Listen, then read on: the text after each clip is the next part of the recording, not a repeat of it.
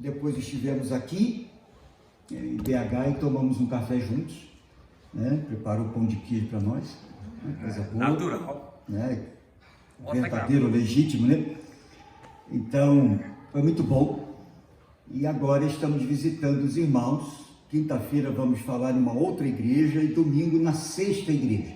Nesta semana que a gente passa com os nossos filhos aqui, o João e a Amanda, que casaram, que se casaram em outubro. Essa foto é uma foto de outubro, eu e a Priscila. A Priscila está aqui, a esposa. Ela não está podendo falar porque ela sofreu uma intervenção cirúrgica na boca, né? Então ela está quietinha ali, mas ela é muito falante, né? Não pode, né? Não pode. E não pode comer só líquido, então eu tenho que comer por ela e por mim. É um sacrifício que eu faço, né? A gente faz isso com muito amor. O João e a Amanda estão ali no meio, no dia do casamento deles, casaram lá em Linhares. E do outro lado o Abílio e a Bianca, o nosso filho mais velho, o João mais novo.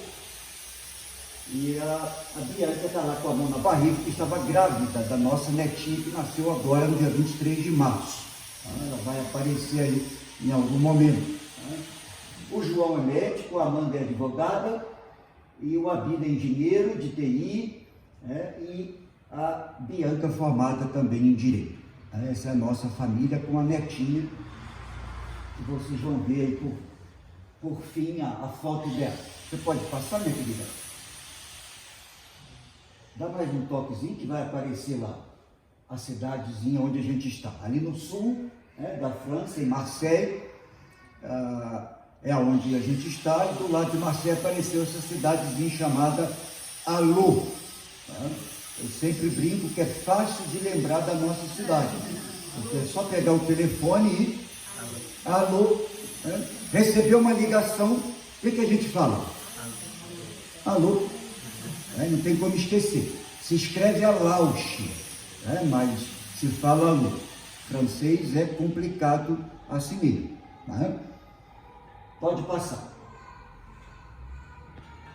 Essa é uma foto da cidade de Marseille, onde a cidade começou há 2.620 anos atrás.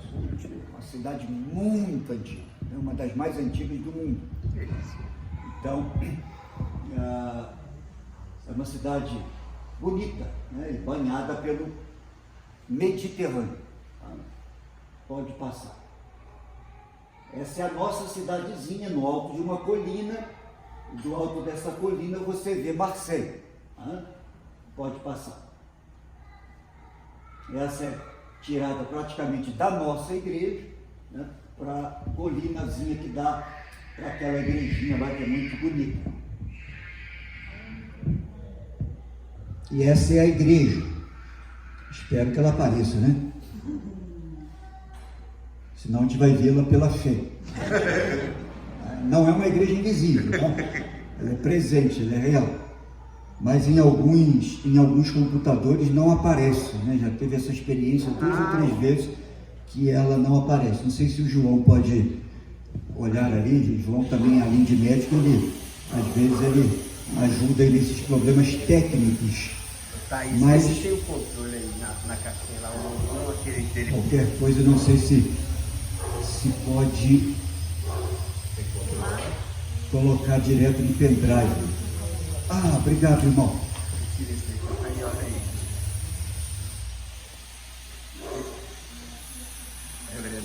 Mas é uma igreja pequena, na verdade é uma casa, nós moramos em cima e embaixo era uma garagem, e a gente reformou a garagem e a transformou num pequeno templo para 50 pessoas, no máximo, e com uma sala para as crianças, um banheiro e uma pequena cozinha.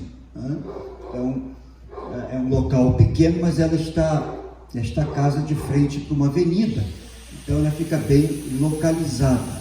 Isso ajuda bastante para a divulgação da própria igreja. Ela antes estava dentro de um condomínio meio escondida, É um prédio muito antigo e, como nós não tínhamos dinheiro para fazer reforma, o conselho, né, resolveu vender e comprar esta casa. Tá? Se não aparecer, acho que é problema aí de compatibilidade. Teve umas 2 igrejas também que não apareceram. Ou então você abre o resumido, quem sabe também não? Tentou?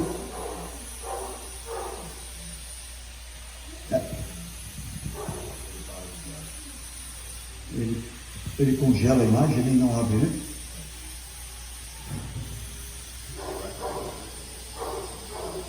Poxa vida. Mas se não sair, não tem problema. Eu posso transformar isso em PDF e mando para o pastor Ronaldo. O pastor Ronaldo manda para o grupo. Né? E vocês vão ver lá as fotos. Né? É um trabalho lá, irmãos, de revitalização. Né? Graças ao Senhor, a Igreja Presbiteriana do Brasil tem procurado investir bastante na Europa, né? No continente europeu. A Europa, que já foi um lugar que enviou missionários para o mundo inteiro, hoje está precisando de missionários. Né?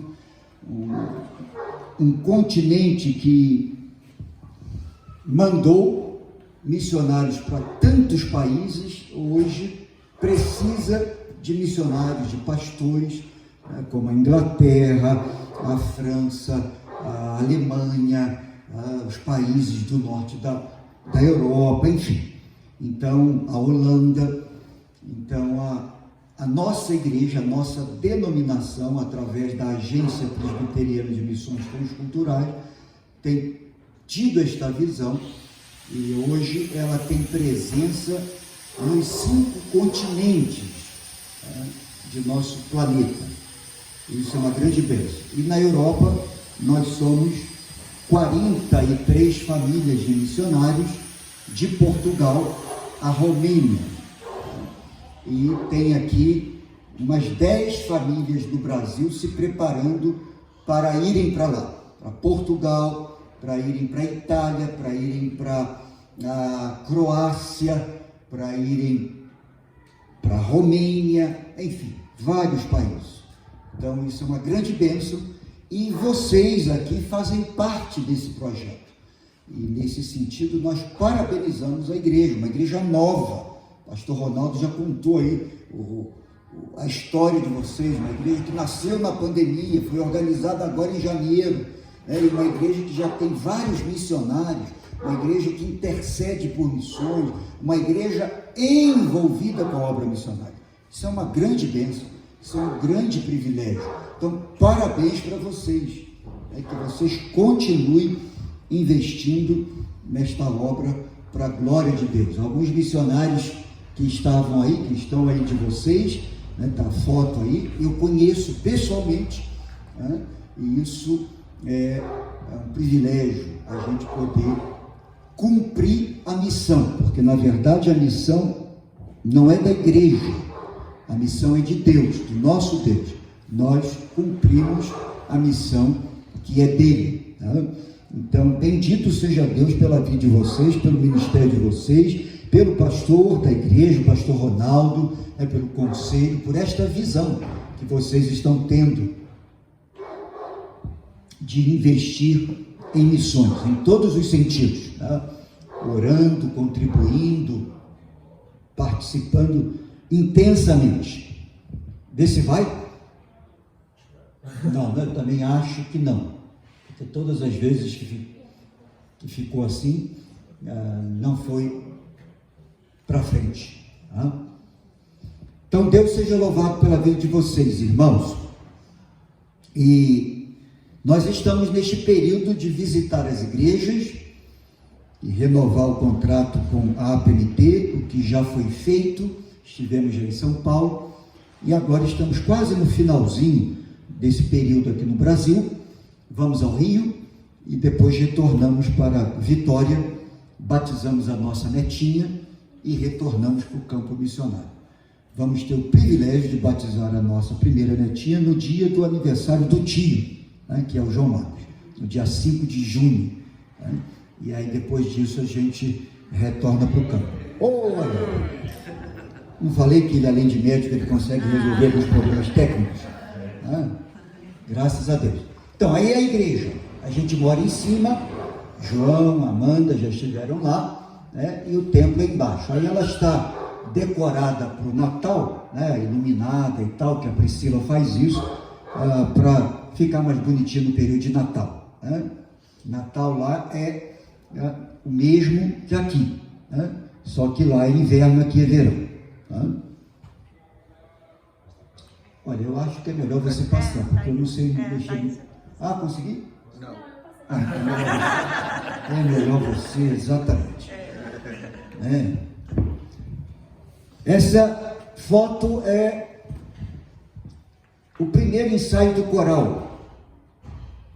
E quem está no piano é uma jovem, filha de um pastor, plantador de igreja, aqui do Brasil, lá da nossa região de Vitória. Uma jovem que aceitou um desafio que a gente fez aí da última vez. Ela é pianista e ela está lá fazendo um trabalho de evangelização através da música. Escola para crianças, para adultos, e ela está lá. Se você quiser fazer uma visita, você jovem, quiser fazer uma visita lá para trabalhar e para conhecer o campo, é só falar com o pastor Ronaldo, que ele providencia passagem e tudo, e a gente dá hospedagem. Amém. Só falar com ele. Não estou dizendo que ele tem o dinheiro, mas ele vai conseguir. Ele vai conseguir. Esse é um trabalho que a gente faz no final do ano com estrangeiros ilegais, em Marseille. Não na nossa cidadezinha, mas em Marseille. Tem muito estrangeiro e muitos ilegais. É muito muçulmano. E a gente faz esse trabalho com eles, fala de Jesus para eles e leva algum tipo de presente para eles. Essa é uma reunião que a gente faz, bem interessante, uma reunião que a gente chama convivial, estudando temas interessantes da atualidade, e sempre tem visitantes, e é sempre um momento de testemunhar. Esta foto é um piquenique entre duas igrejas da região, duas igrejas irmãs. Como as igrejas são pequenas, a gente precisa fazer essas atividades para se fortalecer, para a gente estar se encorajando. Então isso é muito importante. Esse é um presbítero, presbítero Alain, essa foto aí que está ao meu lado. Esta jovem aí que está tirando a selfie é a Karen. E esta foto é muito significativa porque é o curso de discipulado que a gente começou, e a gente já estava aqui no Brasil, e a Karen tirou essa foto, e quem está dando o curso é aquela jovem senhora ali com a folha na mão, que a gente vem preparando-a para ser uma liderança na igreja, uma líder na igreja, e a gente deixou todos os estudos até o nosso retorno, todos prontos, e ela está dando o curso de discipulado. Uma grande bênção, porque num trabalho de plantação de igreja e num trabalho de revitalização, é fundamental que haja liderança.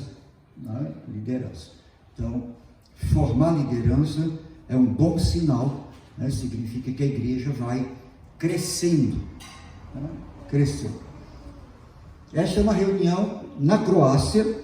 A PMT nos nomeou também como líder da base Europa. Então a gente é responsável por todo o trabalho na Europa, por visitar os campos, por acompanhar os missionários lá e os que estão aqui se preparando para irem para a Europa. Então a gente viaja bastante, e para abrir novas parcerias de plantação de igrejas na Europa. Essa foi na Croácia, com o pastor Marcos Agrippino. Você pode voltar, por favor? Com o pastor Marcos Agrippino, que é o executivo da PMT, com um grupo de irmãos reformados lá, para enviar uma família para a Croácia, para plantar uma igreja presbiteriana na Croácia. Essa é a Priscila com a nossa netinha. Foi o primeiro sermão que a Cecília ouviu, o sermão do vovô. Eu estava pregando no Rio de Janeiro, na igreja de Botafogo, e eles estavam assistindo lá de Vitória o culto. Então é uma foto que nos fala bastante por isso, porque foi o primeiro sermão que a Cecília ouviu na vida dela e do vovô. Tá? E a última foto é a nossa pequena. Tá? Nasceu no dia 23 de março. Tá? Uma grande alegria para nós, uma grande bênção. Tá? Louvamos a Deus pela vida dela. Tá? Obrigado, minha jovem. Qual é o seu nome? Thais. Obrigado, minha querida. Bom, eu gostaria que nós abríssemos a palavra de Deus no Evangelho de Mateus, capítulo 9. A gente tem aí alguns minutos para compartilhar com vocês o texto bíblico. Obrigado aí por essa bandeira, por todo o carinho. Isso é muito bom de ver aí o envolvimento da igreja mesmo com a obra missionária. Então vocês vestem literalmente a camisa, tá? A camisa da obra missionária. Que bom. Mateus 9, versículos 35 a 38. Todos nós conhecemos esse texto, tenho certeza disso. Mateus 9, 35 a 38. Diz assim: e percorria Jesus todas as cidades e povoados, ensinando nas sinagogas, pregando o evangelho do reino e curando toda sorte de doenças e enfermidades. Vendo ele as multidões, compadeceu-se delas, porque estavam aflitas e exaustas, como ovelhas que não têm pastor. E então se dirigiu a seus discípulos: a seara, na verdade, é grande, mas os trabalhadores são poucos. Rogai, pois, ao Senhor da seara que mande trabalhadores para a sua seara. Amém. Mateus faz aqui um resumo do ministério de Jesus. Assim como Lucas fazia de tempos em tempos um resumo da vida da igreja no livro de Atos, Mateus faz uns 2 ou 3 resumos do ministério de Jesus, no evangelho que leva o seu nome. E aqui é o primeiro deles, que nos conta algumas coisas importantes acerca do ministério de Jesus. E a gente vai encontrar aqui, a gente vai ver aqui, de forma muito clara, alguns elementos que servem ainda hoje para o ministério da igreja, para o ministério da evangelização, para o ministério do anúncio da palavra de Deus, para o ministério do cumprimento da missão que a igreja recebeu da parte do próprio Senhor Jesus. Então aqui é como se Jesus, olhando o texto, se tornasse para a igreja hoje, se tornasse para cada um de nós um modelo. Se nós queremos cumprir bem a missão, se queremos bem fazer a obra que Deus nos confiou, nós precisamos olhar para Jesus e olhar para esse texto especialmente e aprender com Jesus. E a pergunta que fazemos é: o que nós aprendemos aqui com Jesus a partir desse texto? No que diz respeito ao cumprimento da missão que Deus nos deu. Há muita coisa, a gente não pode esgotar esse texto aqui por conta do tempo, mas a primeira delas é que Jesus tinha um ministério extremamente dinâmico. Jesus tinha um ministério de mobilidade. Jesus não tinha um ministério estático. O ministério de Jesus era um ministério de mobilidade. Olhem aí o versículo 35. Quais os verbos que aparecem aqui nesse texto, nesse verso? Quais os verbos? Percorria. O verbo, primeiro, é o verbo percorrer. Qual é o segundo verbo? O verbo ensinar. Qual é o terceiro verbo? Pregar. Qual é o quarto verbo? Curar. Olha que coisa tremenda. Tá? Mas o primeiro, são todos aqui, né, verbos de ação. Mas o primeiro é a base para tudo que Jesus fazia. O ministério de Jesus era um ministério dinâmico de mobilidade, o verbo percorrer. O verbo percorrer. Isso significa para nós, irmãos, que Jesus tinha primeiro a intenção de anunciar o reino de Deus. Jesus tinha consciência do seu próprio ministério. Jesus sabia o que ele veio fazer aqui na terra, enquanto o Deus encarnado, enquanto Filho de Deus, enquanto Messias, enquanto prometido. Então ele sabia o que fazer. Pergunta que devemos fazer é: será que todos nós aqui, servos, discípulos de Jesus, temos consciência do nosso ministério aqui na terra? Será que Deus nos colocou aqui na terra para simplesmente estudar, ser um médico, um engenheiro, um carpinteiro, um pedreiro, um eletricista, um pastor? Acredito que não. Deus nos colocou aqui na terra com um ministério muito mais amplo. Nos salvou, nos deu uma nova vida em Cristo e nos deu uma razão de existir que ultrapassa os limites da nossa profissão, da nossa família. Nos deu o ministério de fazermos discípulos. Ele disse isso em todos os evangelhos, ele disse isso em Atos, antes de ser assunto.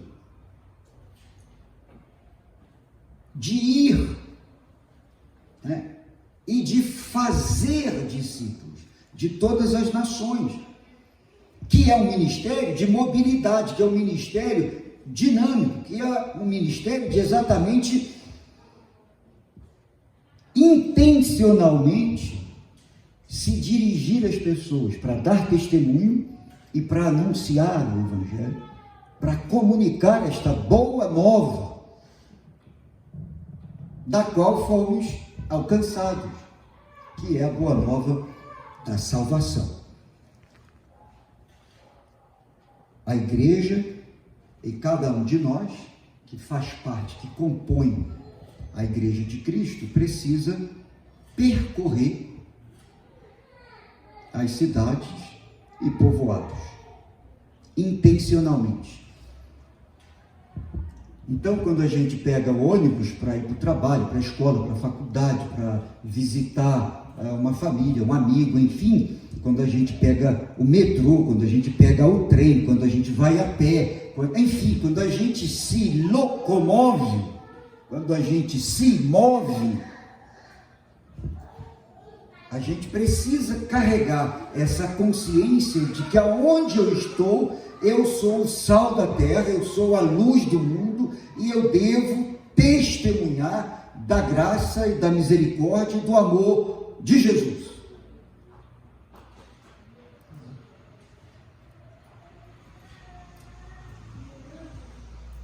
Eu tenho um amigo que foi minha ovelha e eu ajudei a levá-lo a Cristo lá no Rio, quando eu fui pastor. Era jovem ainda, bem jovenzinho. E ele desenvolve o ministério de evangelização, de evangelismo pessoal. Ele é um oficial da Marinha, muito bem graduado. E ele, volta e meia, me escreve.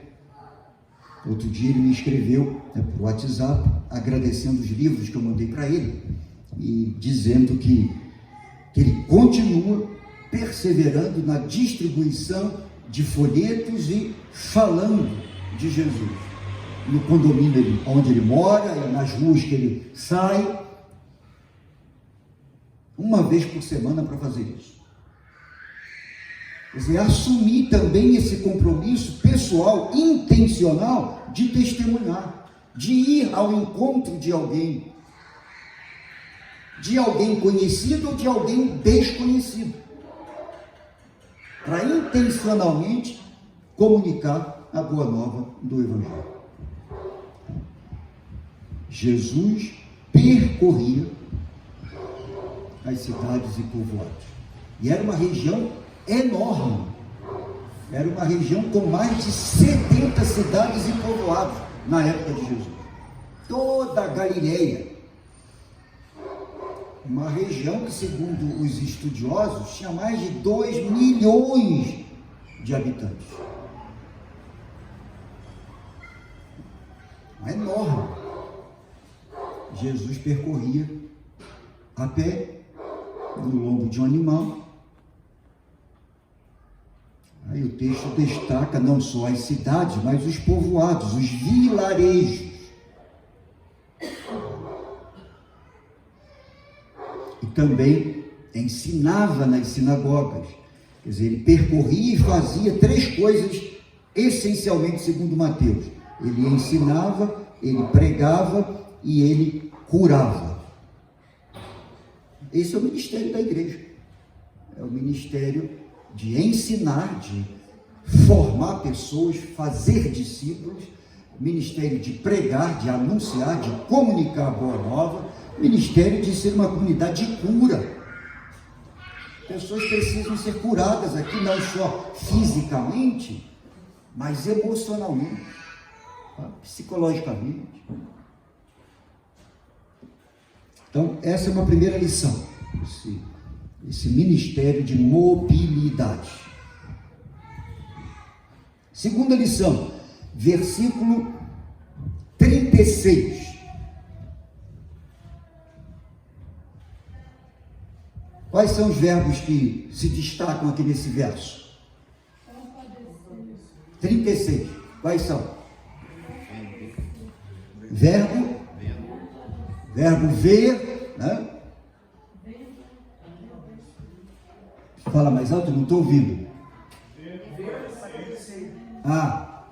Né? Verbo compadecer-se. Né?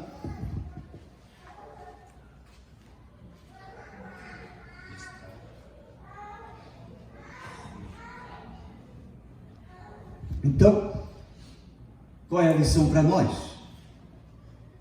Jesus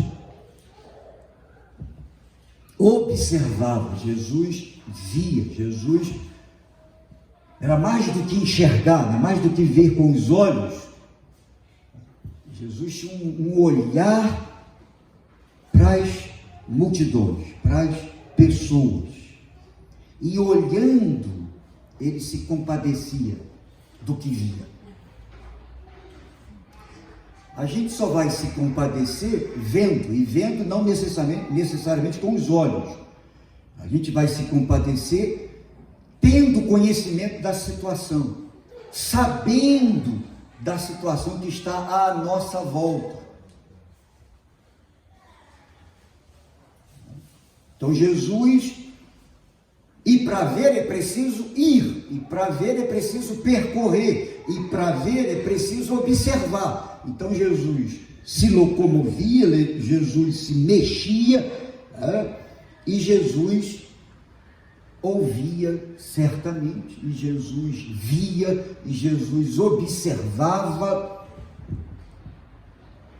e por isso Jesus se compadecia.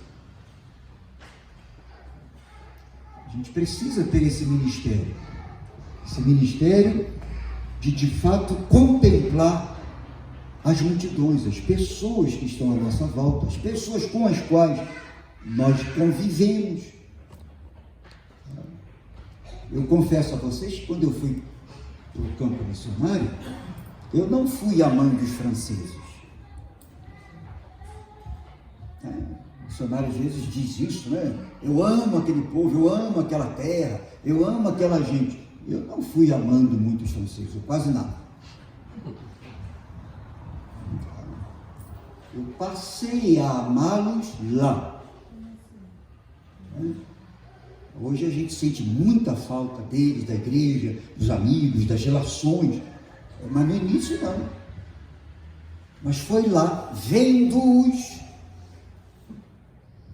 observando-os, vendo suas necessidades, suas carências espirituais, vazio espiritual que, né, o francês carrega no peito. A gente vai aprendendo com a graça de Deus a se compadecer. Mas é preciso primeiro convívio, é preciso primeiro relacionamento. E aí a gente vai conhecendo e conhecendo, a gente vai sentindo melhor, mais profundamente, as dores de cada um, o sofrimento de cada um, a angústia de cada um. Aquele velho ditado que acho que aqui em Minas também tem, o que os olhos não veem, coração não sente, né? Tem uma certa verdade nesse ditado, né? Não é de todo verdadeiro, mas tem uma certa verdade.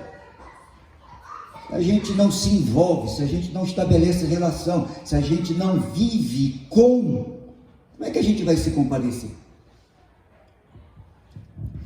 Por isso que é importante o missionário visitar as igrejas. Tem alguns que falam, esse negócio, né, de a cada 3 anos, vai passar 3 meses no Brasil, visitar as igrejas, a gente anda pra caramba. Tem um missionário que anda 15 mil, viaja 15 mil quilômetros em 3 meses. Eu já tenho testemunho de colegas que viajaram 15 mil quilômetros. Mas é importante. É desgastante? É. Mas é importante, porque o missionário vê, a igreja vê fotos, vê testemunho, né? E aí o ditado se aplica bastante. A igreja ela se empolga mais, né? Ela tem possibilidade de se envolver mais com a obra, porque ela está ali vendo, recebendo a família de missionário, vendo fotos, ouvindo testemunho pessoal. Isso ajuda enormemente. Então, aqui no bairro de vocês, aqui na região da grande BH, é preciso se envolver com as pessoas. Agora, a gente não tem como se envolver com todo mundo, né? Uma série de razões. Então, a gente tem que se envolver com alguns, criar relacionamento com alguns, fazer amizades intencionais com alguns, para testemunhar, para falar, para comunicar, para ensinar, para fazer discípulo. A primeira pessoa que a Priscila e eu conduzimos a Cristo lá na França foi uma senhora que ela conheceu lá na Cruz Vermelha. A Priscila trabalha como voluntária na Cruz Vermelha e ela conheceu esta jovem senhora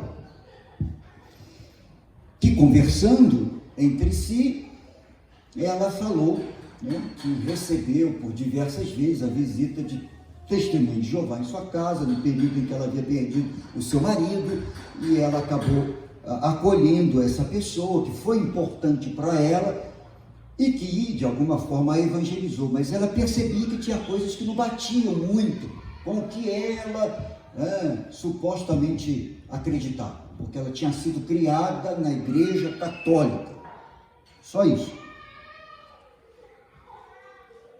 E aí a Priscila falou para ela assim, se você quiser, meu marido pode te ensinar a Bíblia. Aí ela perguntou, mas o que vocês fazem aqui? Aí ela falou, nós viemos aqui como missionários e tal. E ela se interessou. E por 1 ano e meio, praticamente toda semana, nós ensinamos a Bíblia com ela. Fizemos um discipulado com ela. Até que ela entregou a sua vida a Jesus. Hoje ela é nossa amiga, infelizmente ela se mudou para uma região bem mais longe, 4 horas de carro, mas está sempre lá em Marseille, está sempre na nossa casa, ela procura exercitar a sua fé. Mas foi com contato. com relacionamento. Então isso é fundamental. Vendo Jesus as multidões, né, compadeceu-se delas. Por que Jesus teve esse sentimento de compaixão? Porque Jesus as via, né, aflitas e exaustas. E aí ele usa essa imagem, né?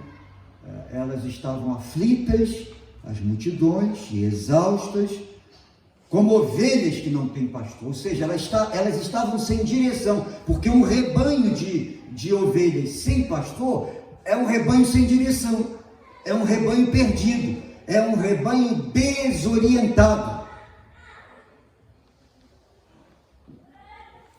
Então aquela gente estava desorientada, estava perdida, sobretudo religiosamente, espiritualmente. E Jesus se compadece delas, porque elas estavam perdidas. Ora, é possível que na família de vocês haja alguém que ainda não conhece a Cristo. Quem tem na família alguém que ainda não é cristão, discípulo de Jesus?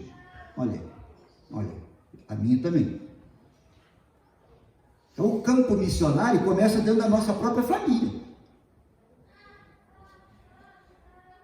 Agora você ora todo dia por esses que ainda não conhecem da sua família, pedindo a graça de Deus e pedindo que te use para te dar uma oportunidade para você conversar, para você testemunhar, para você de alguma forma falar dessa experiência que você tem pessoal com Cristo, falar sobre o reino de Deus.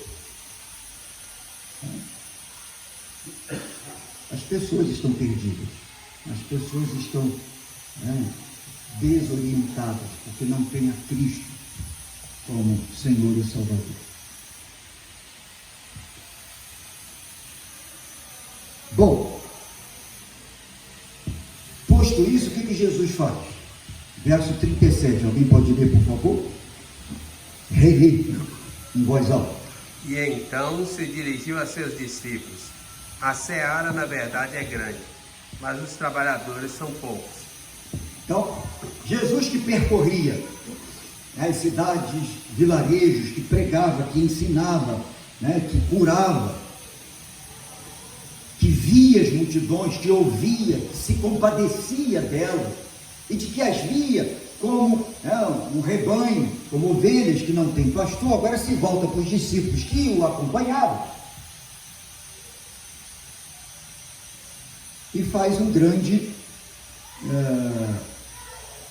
desafio, faz uma grande declaração, uma declaração que é verdade até hoje e será verdade até que ele venha. A seara, na verdade, é grande, mas os trabalhadores são poucos. Ora, irmãos, se olharmos hoje para o mundo, constataremos que alguns bilhões de pessoas ainda nunca ouviram falar de Jesus. Milhares de nações, de etnias, ainda não ouviram falar de Jesus.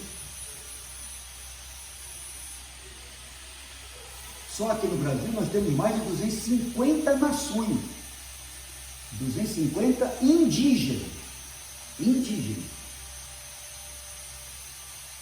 fora as outras nações estrangeiras que vieram para o Brasil. As indígenas sempre estiveram aqui, nós é que somos os estrangeiros, os invasores.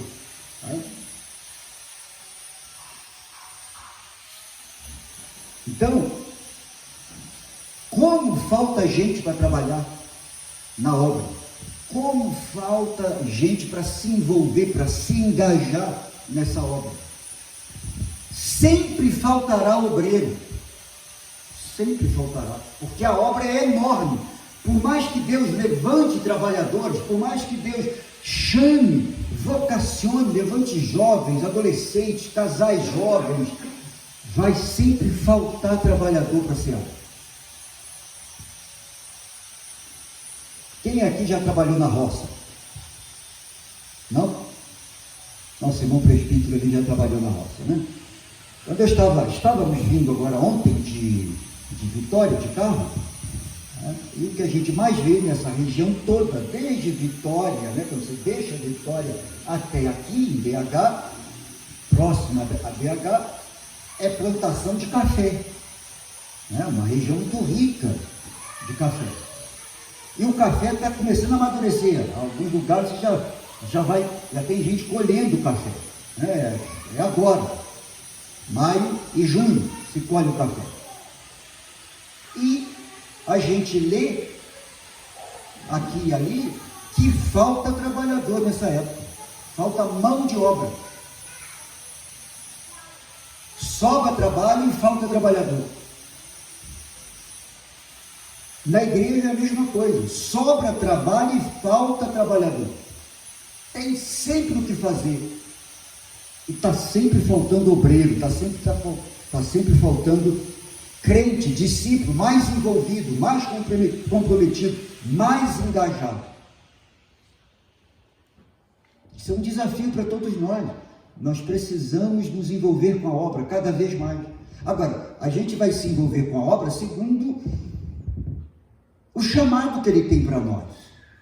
Se você é um estudante, seja um missionário como estudante. Testemunhe na escola, testemunhe na universidade. Se você é um operário, seja um testemunho, um missionário lá na fábrica onde você trabalha. Se você é pedreiro, eletricista, sempre tem alguém com quem você trabalha. Se não é cristão, procure testemunhar.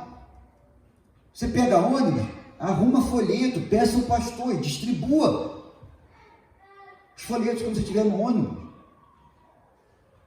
Faça uma visita ao vizinho, leve uma Bíblia, o Novo Testamento.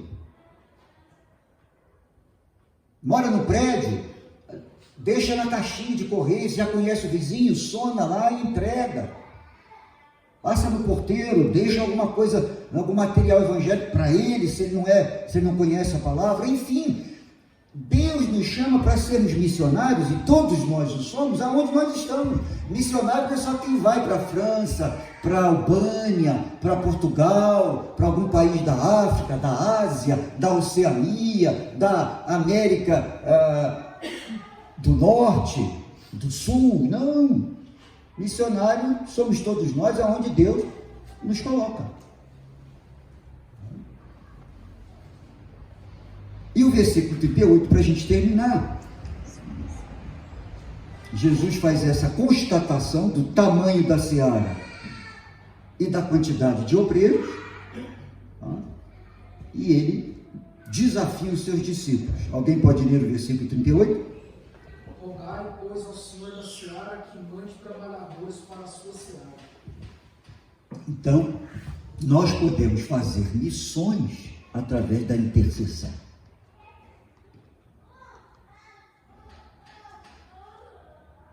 Olha que ministério fantástico. E este, todos nós, efetivamente, podemos fazer. Todos nós, efetivamente, podemos participar desse ministério da intercessão.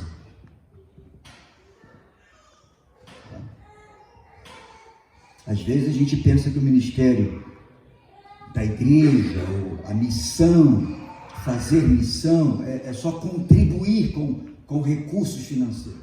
Isso é importante, mas eu diria, sem medo de errar, mais importante do que o recurso financeiro é o recurso espiritual, é a oração. Sustentar a obra através da oração.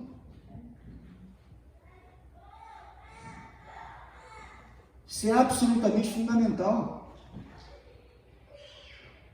Tem muita igreja aí rica, mas ela é pobre espiritualmente, porque não ora, não intercede pelo reino, não intercede pela obra, ou muito pouco.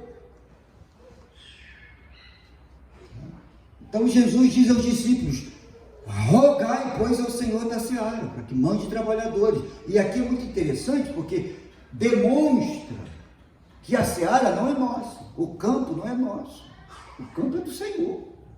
Ele que é o dono da missão. Ele que é o Senhor da obra. E é Ele, e somente Ele, que pode chamar os trabalhadores, levantar os trabalhadores, pelo poder do Espírito dele mesmo. Então a gente deve começar a fazer a obra missionária através da oração. A oração. Você ora aqui e Deus vai levantar alguém lá no norte do país para sustentar. Você ora aqui e Deus vai levantar um empresário lá do outro lado para investir financeiramente na obra missionária. Olha que coisa maravilhosa. Como Deus trabalha. E isso acontece muitas vezes, diariamente. Você ora aqui e Deus vai levantar, quem sabe, um jovem aqui, Daniel, filho do pastor, né? Que já pode ir, começou comigo um pouquinho aqui em francês. Já pode ir. Amém. A mãe não disse amém, não. A mãe não. Mas ela disse assim, lá por dentro, ela disse assim, amém. Deus pode levantar um Daniel da vida, Deus pode levantar outros aí. Eu estou falando Daniel porque eu não lembrei dele aqui o nome, né? Mas pode levantar, e se levantar, amém. Pode levantar Thaís. Qual o nome do senhor? Edson. Tem levantado o seu Edson para botar o joelho no chão para orar. A esposa, como se chama? Neir. Talvez você não tenha o chamado de ir, mas Deus vai te levantar aqui para se envolver com a obra, para interceder pela obra, para fazer a missão aqui. A gente tem hoje um casal amigo e de missionários que está lá na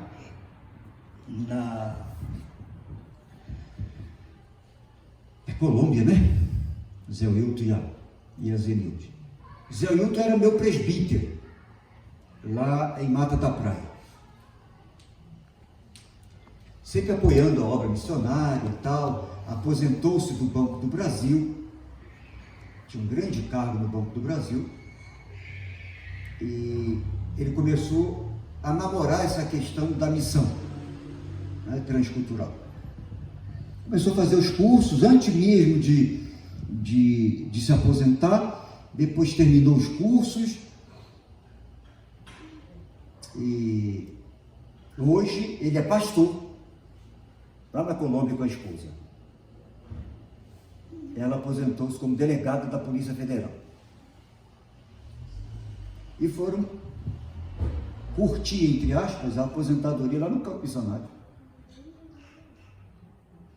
E ele sempre diz, o senhor é culpado disso. Ele faz questão de dizer isso. O senhor é culpado disso. De tanto que o senhor falou em missão, Deus me chamou. Mas é isso mesmo.